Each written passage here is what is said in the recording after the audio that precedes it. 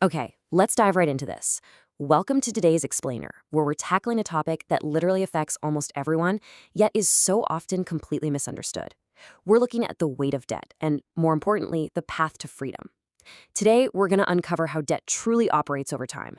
It's not just about numbers on the screen, you know? It's about how those numbers shape our choices, our stress levels, and ultimately our actual freedom. To get started, I want you to imagine something for a second. Imagine someone walks right up to you and just hands you $10,000 today. No questions asked, no waiting around, no catch whatsoever. It is simply yours to spend.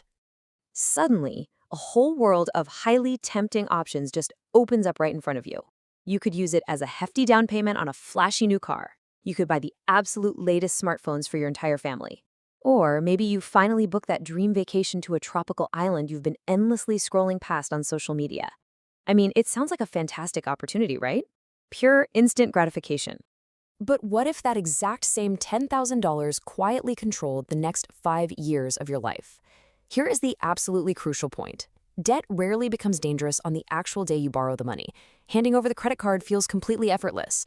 The real danger actually sets in when small, seemingly harmless financial decisions silently transform into massive, long-term obligations that basically dictate how you live. Which brings us to Section 1. How debt sneaks up, the slow accumulation of financial weight.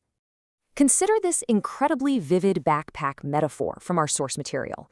Imagine you're putting on an empty backpack, and you toss in one single book. It feels super light, you barely even notice it's there. That's your first loan. But then you add another book, maybe a shiny new credit card. Then another, say an installment plan for a brand new television. Each monthly payment seems totally manageable on its own, but stacked together, they quickly become a completely unbearable weight. The danger almost never comes from just a single loan. It comes from having way too many obligations hitting your bank account all at once. Moving on to Section 2, a tale of two borrowers. Let's meet Ben and Grace. Now, these two are highly relatable. They're both 30 years old, both have stable jobs, and they actually earn almost the exact same salary. But, life happens. Both of their cars suddenly break down, and they each find themselves needing $8,000 for a replacement. Now, what's really interesting about looking at their two approaches side by side is how perfectly it captures their completely diverging mindsets. Ben immediately takes out a loan for a brand new luxury car. His focus is incredibly narrow. His only question is, can I afford this month's $250 payment? Grace, on the other hand, buys a super reliable used car with a much smaller loan. She asks a very different, much broader question. How much total debt can I comfortably manage? At first glance, their decisions seem pretty similar, right? They both bought cars. But Ben focuses strictly on the monthly payment, while Grace focuses on her overall debt capacity. You see, Grace operates on a very specific philosophy. She defines debt as a bridge. Think about it. A bridge is just a tool to help you cross a river. Without it, reaching the other side, like starting a business, getting an education, or buying a home, would take much, much longer. The bridge itself isn't inherently dangerous at all. It literally only becomes dangerous if it's used carelessly. When borrowed responsibly to reach long-term goals faster, debt is honestly just a useful structure. So let's jump into Section 3, the domino effect, and when the cracks begin to show. As we trace Ben's compounding financial stress here, pay close attention to just how quickly things can spiral out of control. As the months pass, Ben finances a new phone in month 1. By month 3, he finances some new furniture. Fast forward to month 6, and he's financing a vacation. Notice that his actual income hasn't changed one single bit, but his monthly obligations, they are constantly growing. Think of these new debts as tiny cracks in a glass. Each crack seems harmless enough on its own, but then winter arrives, bringing an unexpected job loss. And that is the final, heavy drop that completely shatters the glass. So now Ben is caught in what we call the emergency trap. Because he didn't have an emergency fund and his payments for the car, the phone, the furniture, well, those absolutely do not stop just because his paycheck did. So he's literally forced to borrow even more money just to cover his existing debt. He's borrowing money to repay borrowed money. Contrast that with Grace for a second. She also faced unexpected expenses, but because her initial debt was way smaller and she'd actually built up some emergency savings, she had options. She easily avoided taking on any additional high-interest loans. And this brilliantly illustrates the chain reaction of unmanaged debt. It's exactly like pushing over a line of dominoes. Step 1, a single missed payment leads to immediate late fees. Step 2, additional interest starts to rapidly accumulate. Step 3, your creditworthiness drops in the lending systems. And step 4, you suddenly face much greater difficulty qualifying for any future credit when you actually really need it. Just one single problem triggers a whole cascade of others. This is exactly why financial experts strongly urge addressing debt early before it basically grows a life of its own. All right, section 4, the path to freedom. Grace hands Ben the rope, because right when Ben feels completely trapped and overwhelmed, Grace actually steps in and offers him a lifeline. Grace hands Ben what she calls the rope, as she tells him, look, it's not magic, it's a solid plan. Here is the 4-step recovery plan they map out together. First, create a truly realistic budget. Second, aggressively cut out unnecessary spending.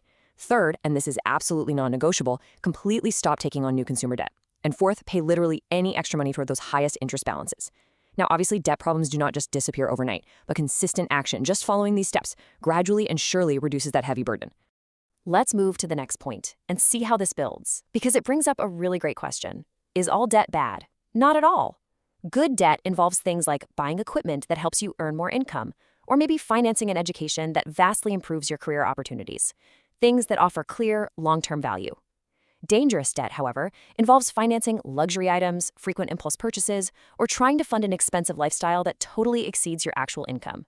The real danger isn't the act of borrowing itself, it's borrowing without a clear, calculated repayment plan. So let's fast forward 15 years later. Ben's habits have entirely transformed. He is completely 100% debt-free.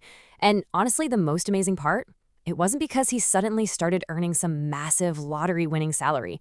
It was because he fundamentally changed his financial habits. He now saves his money before buying things. He strictly maintains a healthy emergency fund, and he uses credit very, very carefully. To summarize all the core takeaways from our source material today, let's review the true danger of debt. Debt becomes toxic when it grows way faster than your ability to repay it. It dangerously reduces your financial flexibility because you have too many monthly payments basically eating your paycheck before you even get it. High interest balances just sit there, unpaid, draining your wealth. It becomes a false solution for everyday spending, and most critically, it leaves absolutely zero room for unexpected events like a medical emergency or a sudden job loss. Financial freedom isn't measured by how big of a loan you can get approved for, it's measured by how much control you maintain over your own future. I want to conclude this explainer by leaving you with this incredibly powerful perspective-shifting quote from Ben.